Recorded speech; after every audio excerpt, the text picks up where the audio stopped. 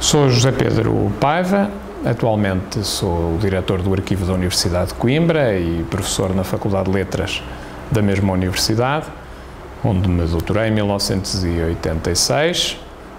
Leciono disciplinas na secção de História, Arqueologia e Artes e, neste momento, tenho em curso uma investigação de fundo sobre a Inquisição Portuguesa, que preparo com vista a publicar um livro no ano que vem, que será uma primeira grande síntese, uma história da Inquisição em Portugal, desde a sua fundação em 1536 até à sua extinção em 1821.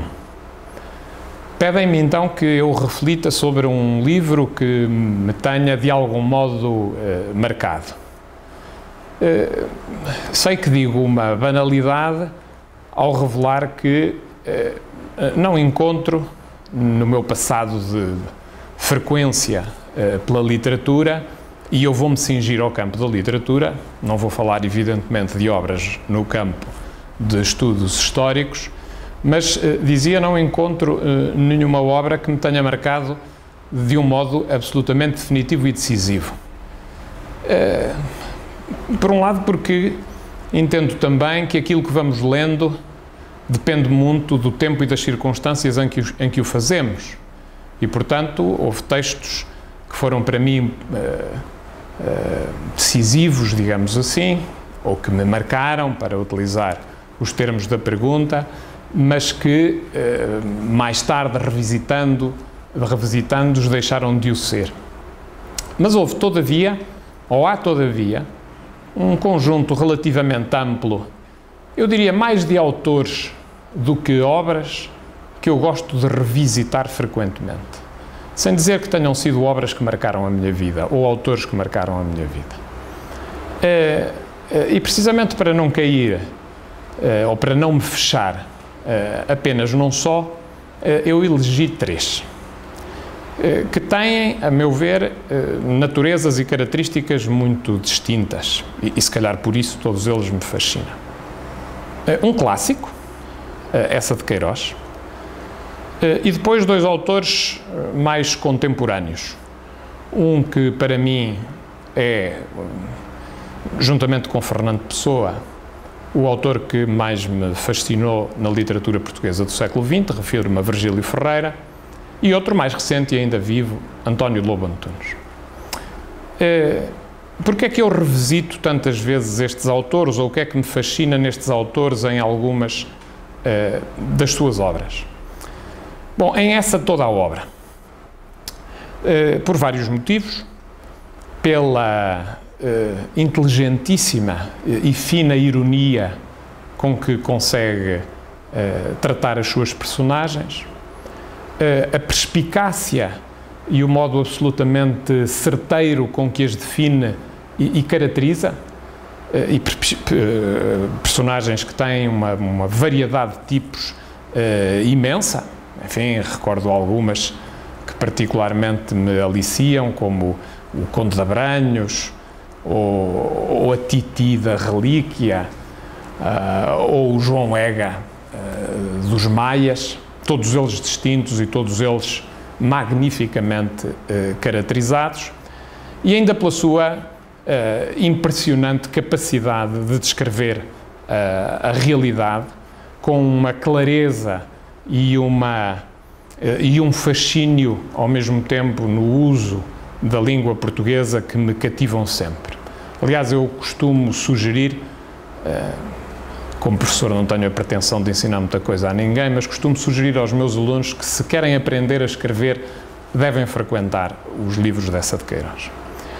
A segunda opção, ou a minha segunda escolha, foi Virgílio Ferreira. É para mim, provavelmente, o autor que, tirando o caso de Fernando Pessoa, que eu deixei de lado até por ser um autor que imagino possa já ter sido declarado por antecessores meus como um dos seus preferidos, podia eu também escolher. Escolhi Virgílio Ferreira porque é, juntamente com Fernando Pessoa, aquele que tem, a meu ver, um pensamento mais mais complexo, mais denso em algumas das suas obras e aquele que mais me faz pensar. E eu gosto muito de pensar enquanto leio. E Virgílio Ferreira é, de facto, o autor que mais me estimula o pensamento. E de todas as obras dele, eu gostava de assinalar uma. Chama-se Para Sempre. É uma obra, a meu ver, notável e com a qual eu encontro muitas afinidades até pessoais.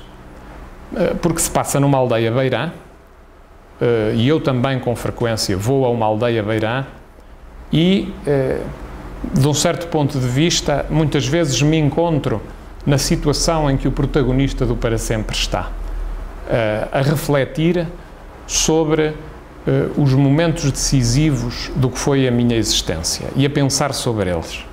E, portanto, essa obra convoca em mim alguma coisa que também creio que convocou em Virgílio Ferreira, que é a ideia de que há uma série de lugares de memória onde nós sempre voltamos e onde para sempre estamos ligados. E, portanto, enfim, pela densidade do seu pensamento, pela riqueza da reflexão que ele vai fazendo e também, não deixo de o dizer, porque isso de algum modo está muito perto de mim, eu gostava de fazer uma referência a esse livro do Virgílio Ferreira. Por fim, um autor que é completamente diferente destes, evidentemente, e que ainda é vivo e que é dos escritores vivos portugueses aquele que eu mais gosto de ler. Devo dizer que nas minhas escolhas me cingi também, já há pouco falei disso, esqueci-me de o referir, faço agora, cingi-me apenas a autores portugueses. A riqueza da literatura portuguesa é imensa, não leio só autores portugueses, mas cingi-me a isso. E de António Lobo Antunes escolhi um dos seus livros mais recentes, que tem por título Que Cavalos São Aqueles que Fazem Sombra no Mar. O título por si só é um título poético, por um lado, muito enigmático, por outro, e ao mesmo tempo que tem um tom, eu diria, um bocadinho psicótico, que caracteriza muito certas figuras e certos passos da obra de António Lobo Antunes, o que ao mesmo tempo me fascina. Aliás, um título que está na linha de outros, eu acho este até talvez o mais fascinante como título, mas que está na linha de outros, sei lá, a explicação dos pássaros ou o conhecimento do inferno, por exemplo. E aquilo que mais me entusiasma nesta obra do António Lobo Antunes é o modo como ele nos revela, a partir da análise e do posicionamento de 4 personagens que são irmãos, a história de uma mesma família.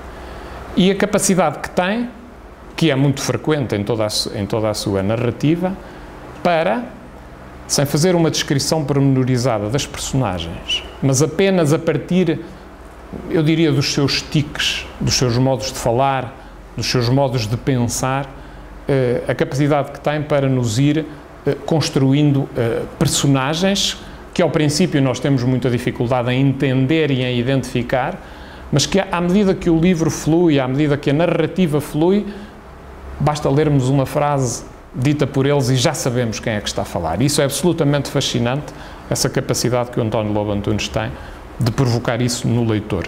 São livros, portanto, que nos obrigam a ir conhecendo o livro à medida que se vai lendo, onde nada está definido à partida.